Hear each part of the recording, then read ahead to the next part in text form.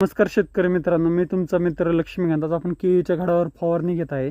फवारणी घेत असताना तुम्ही बघू शकता हातात मध्ये मोजे आणि मास्क घालणं महत्त्वाचं आहे, जेणेकरून तुम्हाला काय होणार नाही. आणि दुसरी गोष्ट, फवारत असताना फक्त एक असा बारीकसा एक स्प्रे करायचा आहे. तुम्ही आता बघू शकता हे जे आहे ते सगळं घडावर डॉट्स वगैरे पडलेले आहे, पाऊस झाल्यासारखं झालेलं आहे. याला जास्ती स्प्रे घेण्याची काही गरज. हे बघू शकता फक्त एक असा स्प्रे घेतला तरी ब्लड इंजेक्शन केलं नव्हतं, त्यामुळे आपण हा स्प्रे जिथं जिथं कमळ निघाले आपण प्रत्येक ठिकाणी स्प्रे घेता.